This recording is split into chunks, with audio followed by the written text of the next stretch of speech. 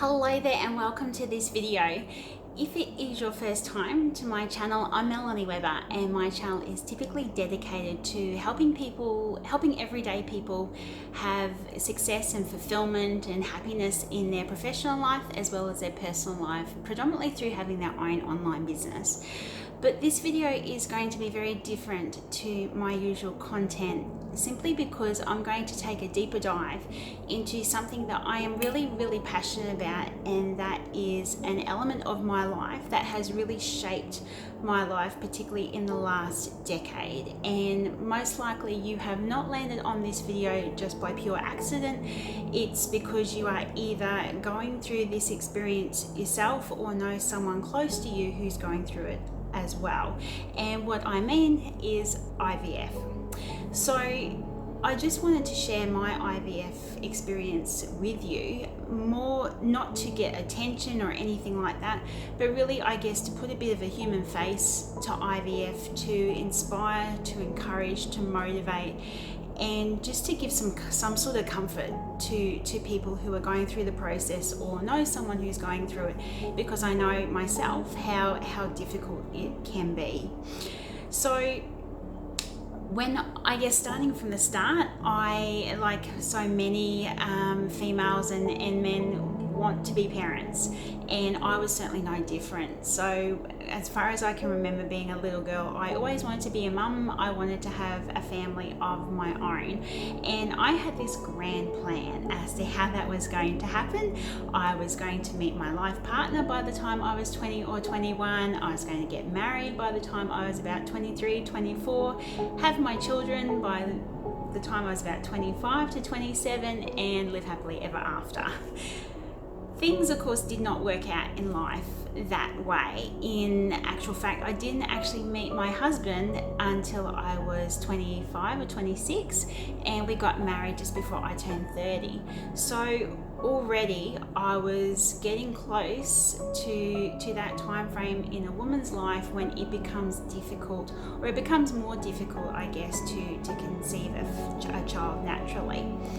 So in reality, my husband and I didn't start trying for a family straight away. We just wanted to enjoy the time together, and we never really gave it much thought at all that having a family would not be easy for us. So we didn't start trying for a family until we'd been married for probably 1 or 2 years. And then when it didn't happen for us in that first 6 months of trying, we started to think, well, maybe something's not right, and particularly after we had been trying for 12 months. So I went and got tested. Of course, my husband got tested as well, but we were diagnosed with unexplained infertility, and that was in 2013. To say that news really made my heart sink, made it feel as though it had been thrown on the floor and absolutely trampled on, is quite an understatement. Because I think you never really truly think that you're going to struggle with this stuff, something that is supposed to happen ever so naturally. You never ever think, or I certainly didn't, that it wasn't going to happen for us easily. So it took me about 12 to 18 months to actually fully comprehend what that news meant. And of course, during that period of time as well, so many people around me were falling pregnant, having children, having their second children and third children, which made it really difficult for me. And on reflection, I know I probably didn't handle the news of people around me falling pregnant, people extremely close to me falling pregnant in the best way, just simply because I was hurting. I felt extremely hurt, but at the same time, and anyone who has been through this process will probably understand this, at the same time as I felt deeply hurt, I was extremely elated for them as well, and just felt so torn in my emotions in a way that I never really thought was possible. So at the end of that 12 or 18 months, I was finally in the right headspace. I was right emotionally and physically to start looking at other options. my beautiful husband, he was quite comfortable with if it was just he and I love him dearly for that. But for me, I really did want to explore what else was available. I just couldn't let go of the fact that I already had fur children, our 2 dogs, but I wanted more. I didn't want to let go of exploring if I was able to have human children, which I dreamt of for so long. So there's a number of options, of course, available to you to become a parent, amongst some adoption, and we did consider adoption, but we thought we would go down the IVF route first and see what luck we had with that. So over the course of 2 years, 2015 and 2016, we went through 5 fresh IVF cycles. So when I say fresh, it is through the whole IVF process of taking the drugs, of injecting the drugs, having the eggs taken out of me, mixed in with the sperm in the petri dish, inserted back into me, and then waiting to see if it would actually result in a baby. So we did that 5 times. The first one at the start of 2015, I remember we got to the stage of waiting for to see if the eggs would or the cells would multiply enough to result in a transplant into me, and I got that wonderful phone call to say that I had a transfer on a particular date. Now that transfer was scheduled for exactly the same day as I was supposed to be in our corporate office in Brisbane for I was part of a presentation. So I let my boss know that, look, I had this happening in my personal life and potentially I wasn't able to make the presentation. But I then got a phone call to say that the cells hadn't made it to the right stage or the right number to warrant being transplanted back into me. And this was our first cycle. Absolute devastation. You put all of your hope into this process. You put all of your hope into that petri dish, and particularly your first go, you're really wanting something to happen. You put so much hope and so much of your emotion into it that you really do want it to be successful. So I got that phone call to say that I didn't have the transfer on that day, and so I got on that plane that afternoon with my lovely husband with me as support, and the next day I was part of that presentation, and I don't think anyone knew what was going on in my personal life. And that's another thing that I feel so many of us struggle with IVF is, unlike a broken arm or anything, if you've had skin cancers or anything cut off your face or anything like that, there's absolutely nothing physically to show that you are battling something, that you are going through this process, going through this experience, and it is really taking a toll on you, or it certainly did for me. So that was our first cycle. Cycles 2 and 3 were pretty much the same, didn't end up in any transfers. Cycle 4 was a little bit different though, in that we actually got 2 embryos that developed far enough to be transplanted. Of course, they don't want to put 2 back into you because of the chance of multiple births, but so I had 1 put in and the other one was frozen. The one that was put into me didn't take, so it didn't result in a pregnancy, which left our other one still on ice.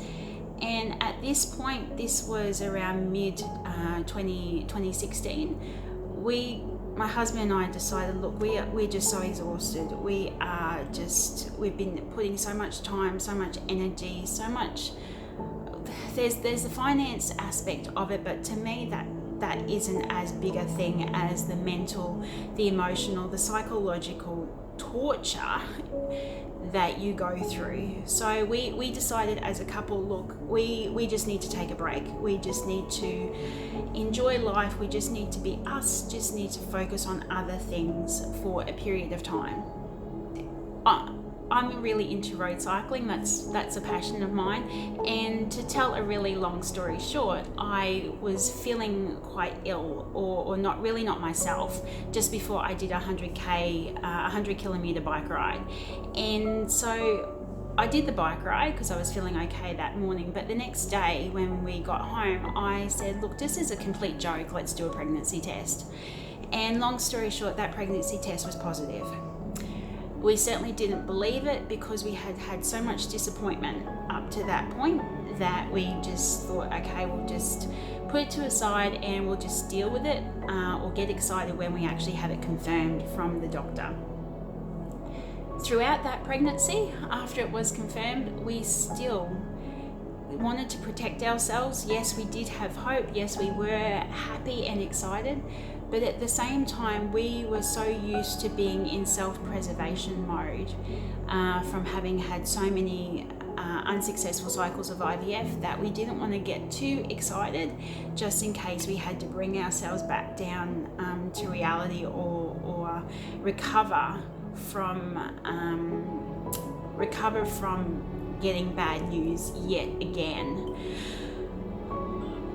Now, all the way through that pregnancy, from the first time that we had it confirmed from the doctor through for every single scan, for every single milestone, I remember my husband and I, we would give each other high fives and say, hey, congratulations, this is the furthest we've ever gotten in our quest to become parents. All the way up to, I still remember it clear as day, my husband bundled our son and I into the car when we were coming home from the hospital, and he buckled our son into his car seat. I sat in the passenger seat and then my husband sat in the driver's seat, and we went high five. This is the furthest we've ever come. And I was just shy of turning 38 at that point. And anyone who is trying to have a family or has tried to have a family later on in life, I suppose, knows that they actually call you a geriatric in terms of baby making terms by the time that you are 35, because your chances of conceiving naturally completely take a bit of a nosedive off a cliff at that point. So to have had a child naturally after undergoing so many IVF cycles and to conceive him naturally was an absolute pure miracle. And we've even got on my son's wall such a big miracle in such a little boy, just to remind us that he is a pure miracle, something that we did not expect to ever happen to us. So we got our success story. We were extremely lucky, and I'm forever grateful that happened for us with him. But remember that we still had this embryo on ice from our fourth cycle, and we paid all of this, the storage for it, and we're just so wound up in enjoying our little boy that we didn't really pay much mind at all as to what we were going to do with our frozen embryo.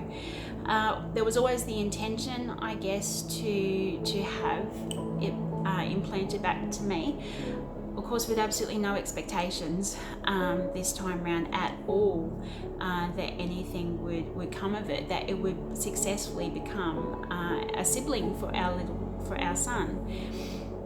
But that's exactly what we did. Just after our little boy turned 1, we had the frozen embryo put back into me. As I said, completely no expectations at all that it would take. It had been in the freezer for 2 years, so I know that they've got a lifespan of about 5 years, but we just had absolutely no expectations. We got our little miracle. We were just extremely grateful for that.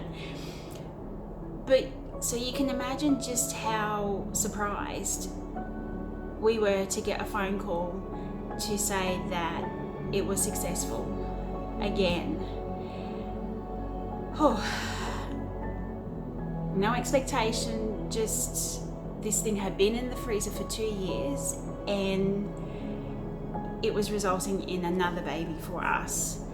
And this time, although I would not care, I really wouldn't care what gender the baby would be, just so long as it was happy and healthy.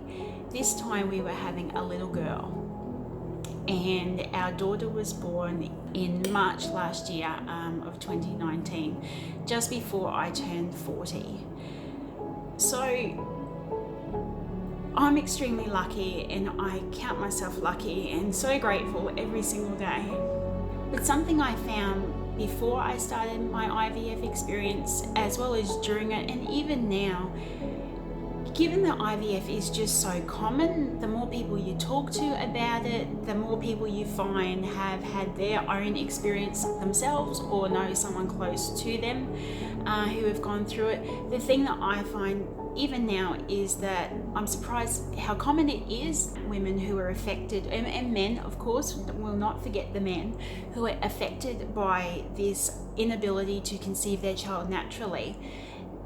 I'm surprised that it's not talked about more, and I wish that it was, just simply to make you feel as though you are not alone, because there were certainly times in my experience that I felt completely alone. Although I had beautiful people, beautiful family, beautiful friends around me to give me support, I did feel alone. And I felt as though I was a little bit of a failure in the fact that I couldn't do something that is supposed to come just so naturally to everyone. So I really wanted to make this video, although I have had a bit of dust in my eye making it. I wanted to make this video to reach out to those who are either about to start going through an IVF experience, or for people who are in the trenches now going through it, to reach out to you and give you all of my love, to wish you all the very best and happiness, no matter what the outcome is for you. I've been there. I'm not saying that my experience is the same as yours, because everyone's experience is different, but just to know that I see you, I can fully appreciate that you are going through a really tough time, and every emotion that you feel is completely okay. It's completely normal. Don't beat yourself up even more than you probably have already. So just have hope, hold on to that hope, even when you get disappointing news. Life does go on. Like, I know I can say that because I got my 2 miracles, but please don't give up on life. I'll tell you that before we got the news that I was pregnant with my son, I had even started thinking along the lines that it wasn't going to happen for us. So I thought, how can I still nurture people in my life? And I decided that was going to be through nursing. So I started studying nursing, for crying out loud, just so that I would be able to have that fulfillment of nurturing people if it wasn't to happen to me through my own children. So don't give up. Don't close the door on your life. Know that you are here for a purpose, and you need to serve that purpose, even if it isn't having your own family. But do everything that you can to make that a reality for you, if it is possible. But if it's not the end of the world. It is not the end of your life at all. You have so much to offer, and the world needs for you to offer it. So I hope this has been of value. I hope it has resonated. I hope it's been of encouragement, inspiration, whatever, for you or for someone you love. If you have found it of value, or if it has been of some sort of comfort or support or encouragement or motivation for you, please let me know in the comments below. I want to hear from you. Or alternatively, if there is someone in your life who you think will benefit from watching this video, who needs a bit of comfort, who needs a bit of encouragement right now, then please share it with them. Share my message with them so that they don't feel alone. So thank you so much for watching this video, for hearing my message, hearing my story. I really do appreciate it. I hope it has been of benefit to you, and until I see you on my next video, I hope you take the greatest of care.